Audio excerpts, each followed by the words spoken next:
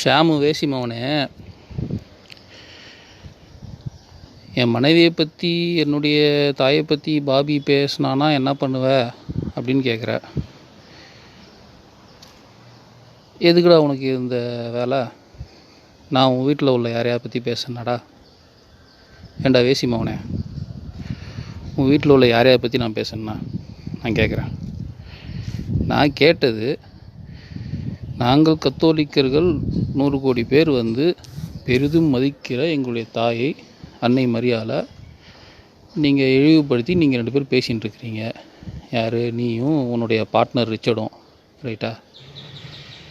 இப்படி செஞ்சுட்டு இருக்கிறீங்க. சரி, ஓகே, அது என்னோ பண்ணிட்டு போங்கடா நாய்ங்களான்னு விட்டாச்சு.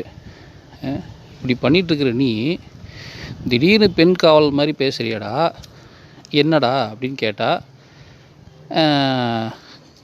உங்கள் திருச்சபை தான் சொல்லுது அப்படின்னு ஒரு பொய்யை விட்ட.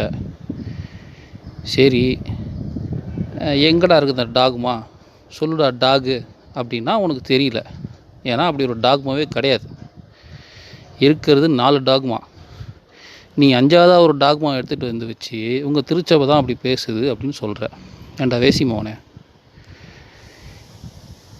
நீயா ஒரு பொய்யை உருவாக்கி அந்த பொய்யின் அடிப்படையில் எங்களை இழிவுபடுத்துகிற. ஆனால் உனக்கு ஒரு பொம்பளை உனக்கு ஒரு சப்போர்ட் பண்ணுது.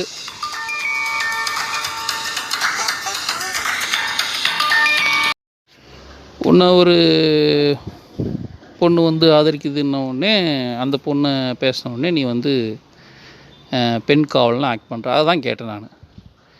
அப்போ இதுக்கும் நீ வந்து பேசு அப்படி தான் சொன்னேன். ரிச்சர்டுக்கு அகேன்ஸ்டாக இப்போ பேசுவார் ஷாமு, அப்படி தான் சொன்னேன்.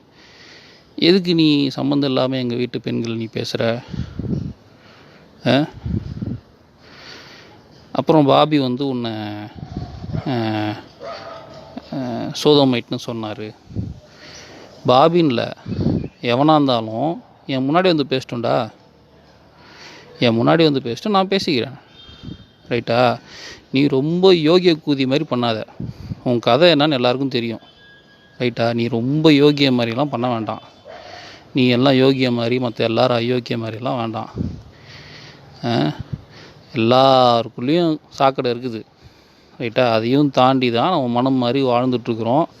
உன்ன மாதிரி சில பொறுக்கி பசங்க அதை விடுறதில்ல, போய் தூண்டுறது.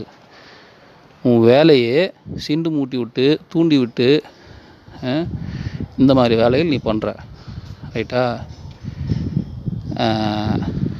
அடுத்தவங்க வீட்டு பெண்களை வந்து தேவையில்லாமல் பேசாத. அப்புறம் நான் ரொம்ப பேசிடுவேன். என்ன பேசுறியா பேசு. நீ திட்டினா கூட நான் வந்து ஓரளவுக்கு வாங்கிப்பேன்.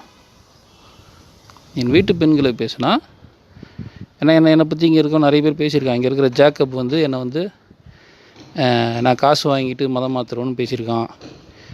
அடுத்து பாபி, அவர் 50 மேலே ஆகுது வயசு, அவரும் அப்படி சொல்லியிருக்காரு. நீயும் போய் சொல்லியிருக்கிற. நீயும் போயிட்டு விஜய் வந்து காசுக்காக கத்தோலிக்கிறான் மாற்றுறான் அப்படின்னு சொல்லிவிட்டு அப்புறம் அதுக்கு என்கிட்ட நீ மன்னிப்பும் கேட்டிருக்க. நானும் ஓகே, அதை மறந்துட்டேன், ரைட்டா? என் பின்னாடி நிறைய பேர் பேசுகிறான்றது எனக்கு இன்னொருத்தர் மூலமாக செய்தியும் வந்திருக்கு. அதெல்லாம் கண்டுக்கிட்டதே இல்லை. அதையெல்லாம் நம்ம சீரியஸாக எடுத்துக்க முடியாது.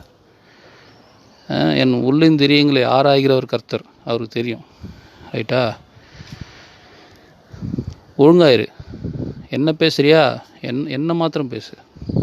வீட்டு பெண்கள் நீ மறுபடியும் பேசணுன்னா வச்சு செஞ்சு விட்ருவோம், பார்த்துக்க.